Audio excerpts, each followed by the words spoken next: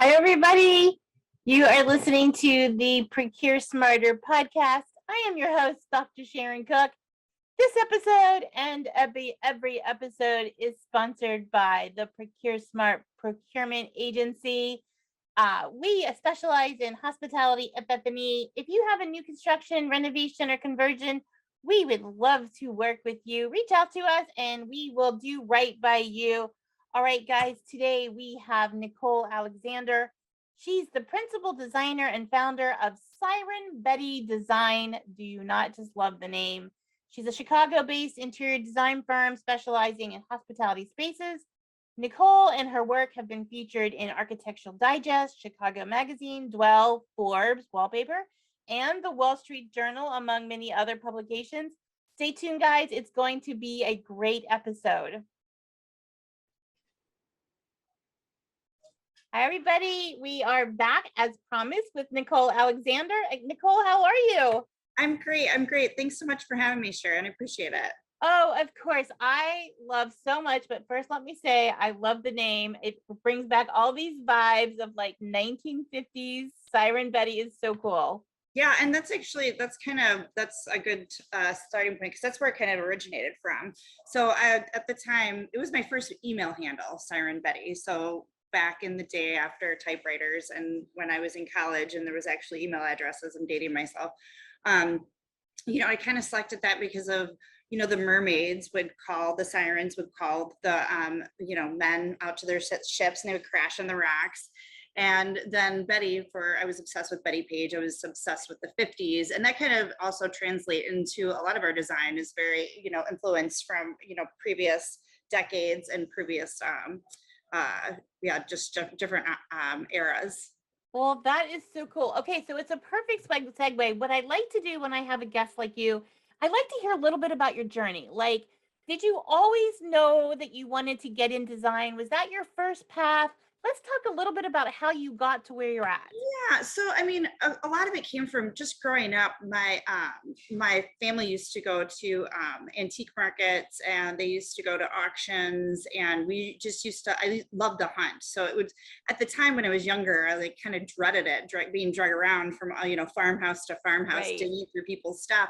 But now, I mean, it's kind of really shaped and molded who I am and how I got to where I'm at. So from there, I went to art school. So I went to school for 3D studio art and art history. So another kind of love for, the arts and history. And, then I had a clothing line. I went to fashion school for a little bit and I was dabbling in that.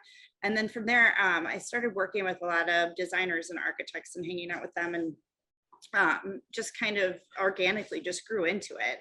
I started sewing drapes for a lot of the designers and the architects, and then I started doing small spaces, and then it just kind of snowballed and evolved into what is now Siren Betty, which is amazing. And I've been really lucky to have great employees to help really create and grow this like very unique and like diverse work environment. A lot of my team comes from different backgrounds and in the arts. So one girl's in a band, another girl does she does block printing, somebody else, another person does like acrylic painting. So it's really nice to kind of have people that have other outlets as well that are kind of indirectly affected and creates kind of their design and their aesthetic. And I love that. And so I want to talk about that, but I want to come back one step. You thought about fashion design for a while.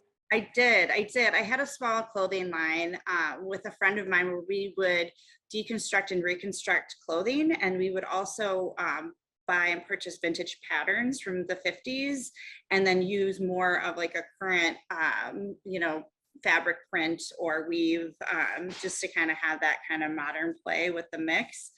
And yeah, we sold globally for a little while just on the old eBay. And yeah, it was fun. It was more of a hobby than it was a career because I was bartending at the time as well. So right. It was fun though.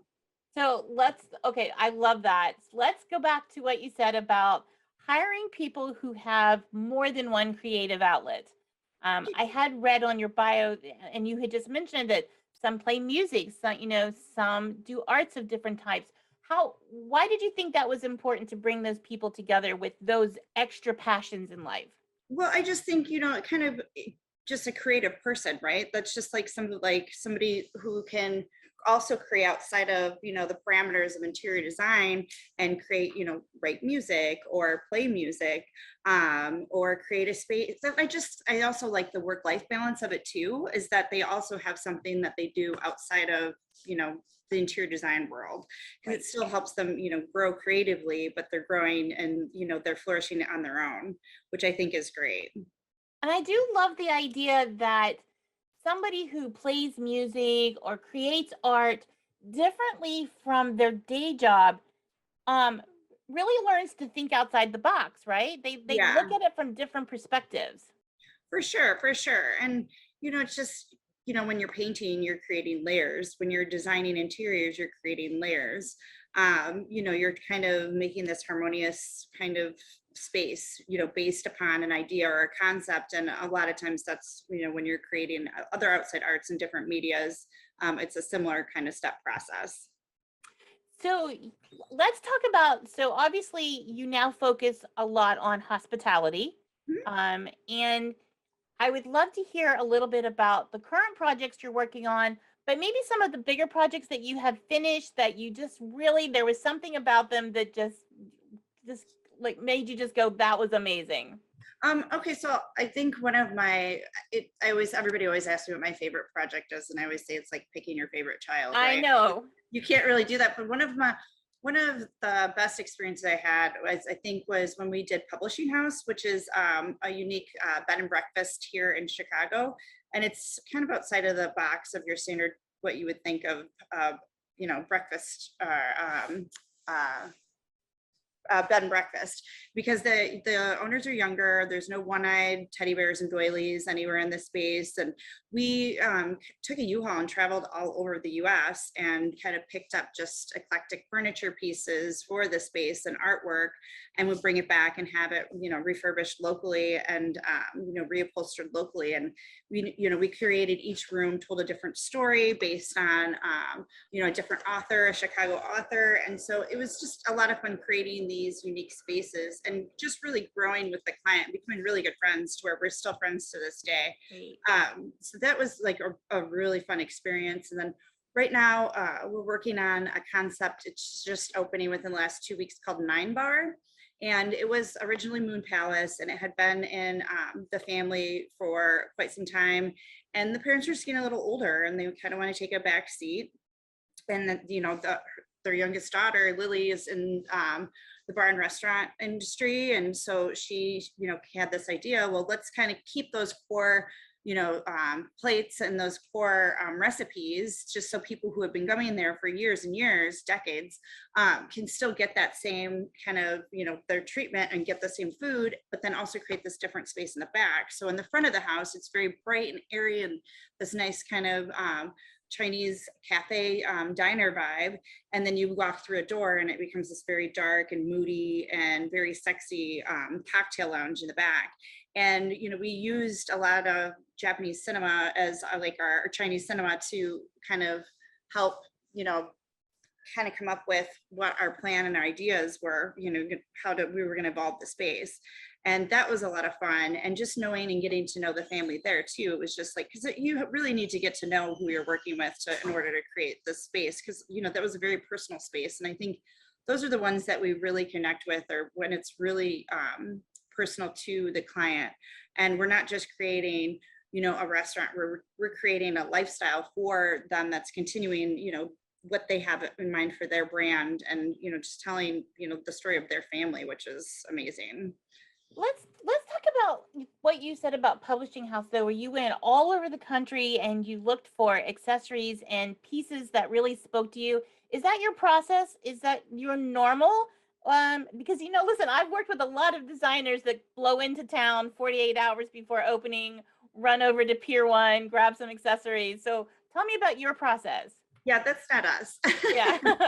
there's no Pier 1 in our future. Believe me. I mean, it's when you're in a pinch and you need, a backdrop or a panel just to kind of get you through, because, I'm sure that there's been long lead times on items and we can't always grab something, but we're very much into, repurposing and finding vintage pieces that are unique and one of a kind. And we have, our laundry list of all these places that we go to as our backup. So if we do need a vase or we do need something that we can kind of go and quickly pick up and maybe find something that's more unique than your, a place where you'd walk in and see 15 of the same items.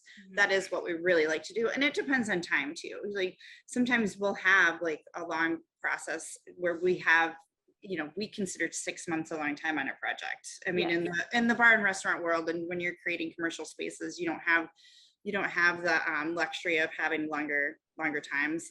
Sometimes we do if we're doing a ground up and we have a few years to do it, then clearly we have a little bit more time to collect. But that's definitely part of our process, is to go out, and that's what I love about it, is the hunt. Like I mentioned, like that's where I kind of came from, was growing up in like these antique vintage farmhouses and digging around to find these treasures. And that's kind of where we all are at, and that's how a lot of the designers that are here with me and my team are the same way. They really like that last round of finishing touches that we can go and hunt for.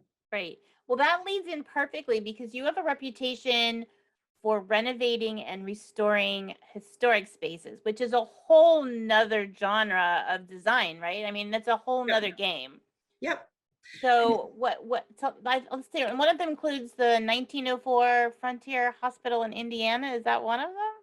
Yeah, that's Leeds Public House. And that was fun too, because it's just like, even, during, or when we're just doing demo to the space and pulling back the layers and seeing, the paint, and behind the paint, the painted wall covering, and behind that another wall covering. And just, we found some really cool hidden artwork in the walls that we were able to pull in the space and use, just to kind of help create that story and kind of tell the story that the client wanted to, kind of embrace the neighborhood and embrace where the building came from. And with doing that, you also have a lot of challenges. It's like a lot of the bricks, the mortar was completely demolished. So it kind of went in with a budget of X amount of dollars, but then a lot of it went into the behind the scenes renovation, which, we're not as involved with as, we have more of the FF&E. And so that kind of got taken out of our budgets. Then we kind of had to pivot and, kind of really get resourceful in some of the areas, because a lot of, those costs were taken out of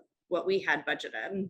Right. I think anybody who does renovations or does hospitality will say a renovation is twice the amount of work of a new construction, and a restoration is 3 times the amount of work of a renovation. 100%, and we're definitely more on the restoration side. We did another event space called Wildman here, and it was an old boat trust building. It was a boiler. It was a boiler house, right? Boiler factory. And so they just had like these incredible beams and amazing, brick, and a lot of the tracks from where they would, roll the trolleys across to get, these heavier pieces of machinery from one end of the space to the other. And it was just, we could really, capture and embrace a lot of those, fixtures and, features in the space, and make it more of a focal point in the space, which was really fun and cool.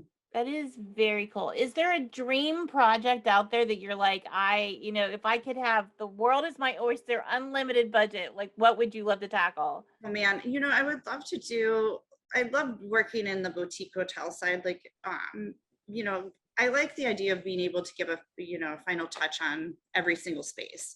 I know as soon as you start getting into multiple hotel rooms, you're dealing with 200 rooms. A lot of it is just you're buying in quantity, and you don't really have the time to go in and give those final touches. So just like a smaller boutique hotels is where we really like to flourish. Doing stuff anywhere warm is always nice. Yeah. We had the chance to work in Bentonville, Arkansas, in a space, an LGBTQ restaurant and bar that was a lot of fun, and it was great too because the demographic, it was really warm. Yeah, so you have this very 1950s vibe going on, which I'm digging. Where do you go for inspiration? Like when you want to recharge, where do you go? It just depends. I love just traveling. So whenever I can get out and get to, we spend a lot of time in Central America. So I know that's not really the 1950s vibe, but that's where I can go and like zone out and kind of go back to, clear my mind and kind of get my head wrapped around, if I'm stumped on a project or anything like that. I don't get I have 2 small children, so I don't get the luxury of doing that very often, Right. but before children, that was kind of, and then just going to different coffee shops and different other restaurants and bars all over in different cities is always very inspirational. There's a couple places, magazine stores and bookstores in the area that I like to go hang out and just cruise through the magazines, which is always very inspirational. Yeah. Any place that has a lot of color and saturation is where you'll find me. I'm not as creative. I guess you could say doing the podcast is my creative outlet. I love street art. Like I love to go anywhere that there are street performers or there is street art on the walls and stuff like that. I love that kind of stuff. Yeah, very cool. Yeah, Miami is known for that. They've got tons of places down in Florida. Isn't my favorite place, so you won't find me there. But if you're looking for a lot of street art, that's where you'll go. That's very cool. All right, let's talk about your commitment to Little City. So Yeah. How did you get involved and what is happening? So Little City is an organization that helps facilitate and helps train people with, a lot of challenges and, brings them in and teaches them trades, teaches them, just day-to-day life skills. And we really got into it because we really wanted to, we got to a point before the pandemic, we're like, okay, we're in a good spot right now. How can we give back and what can we do? So we started looking into creating a not-for-profit organization, and my accountant was like, that's a whole nother career. Like, why don't you find somebody who you really feel passionate about and work with them? So we reached out to Little City and we did a couple of events. We do a lot of life drawing events. So, and we'll take all the proceeds and they'll go towards Little City. And then if anybody wants to leave artwork behind, we'll use that for a project or sell that to a client, and then all those proceeds will go to them as well. So when we started getting involved, my husband's a general contractor at Barrow Design and Build, and we went in and we said, well, what can we do? And there's adult living housing that is very institutional. It's got, fluorescent lighting, cinder block walls. And, we're like, how can we renovate this, make it more ADA compliant, make it more accessible for the residents? And how can we do that, by reaching out to what our sources are, which are our vendors, our subcontractors, and getting them involved. And we had an outpour of donations, anywhere from tile to faucets to, people donating their time. And then the pandemic kind of put that on hold, right? So we're just now being able to get back in there because it's still not over. People are still getting sick. So, we're dealing with, a demographic that really needs to be aware and sensitive to, anything that could we don't want to make anybody sick, right? So again, we're kind of slowly easing back into it. Hopefully, we're working with our architect right now to see, what is feasible in some of these homes, and we're renovating a lot of the kitchens to be more open, so that way they have big workspaces. So, the team can teach the residents, cooking skills and baking and, just how to, like, even their laundry rooms were very small and compact, and things we take for granted, which is folding our laundry, is like a challenge for a lot of people. Right. So just in order to have like an open space to where everybody feels safe and comfortable and it feels like they're really contributing, I think is what we're going for. I love that. That's amazing that you are doing that. I also understand just this coming out of the pandemic a little bit. Supply chains are crazy, so getting product right now is a huge challenge. Yeah, I mean, it's just people are starting now starting to understand that we're not the person that controls all of that, because a lot of times we do our own procurement, so we're stuck in the middle. So, we're dealing with the vendor who's just basically giving us the finger and just saying, it is what it is. And then the clients are, very upset and angry. So we're having to, and it's really hard too, when you're charging a client for their time or for our time, and, we're sourcing, let's just say 3 different chairs, and then the client takes a week to make a decision, and then now it's out of stock. Who pays for that time of going back and finding and resourcing these chairs? Right. It's like, I can't really go back to the client and do that. So we find ourselves eating a lot of those costs because of what's going on. So we kind of now have started adapting to more of a structure to where, okay, we'll have a backup, we'll have another backup, and then we'll have another backup that all look almost identical to our originals, so that way it's like, okay, when we're looking, we just spend a little bit more time finding an identical one, Yeah. maybe in a different finish. And then I think too, like for 9 Bar, they really wanted, and this goes down to, pricing increases as well, is they really wanted, this fish scale tile on 2 walls. And it was like, okay, well, it's going to cost this amount of money. Well, let's just make this a feature wall and just do it on this wall. So I think just being able to pivot and, helping the client understand by, pivoting and making these alternate selections, that it's not going to sacrifice the integrity of the design, is really where it's at. And just being upfront in the beginning with the client and just say, hey, look, there's supply issues, we're going to do our best here, but hopefully you can be understanding. I have the luxury of having a warehouse with a lot of backup pieces, so I have a lot of chairs. So for some reason, if something is backed up and every day is money out of their pocket that they're not Right. open, I can loan them the chairs, or go down to my storage facility and find, a piece of artwork to fill that space where a mirror is supposed to be. So you just got to be very flexible. You have to know that it's not going to be as structured as you think it's going to be when you first start. Right. It's like, it's not going to go smooth. So let's just go into this with no expectations, and then getting everything that we wanted in the end. And it's always nice to find a client that can work like that, that is like not so rigid that they can't kind of pivot and move with the flow a little bit, and understands the challenges of the supply chain right now.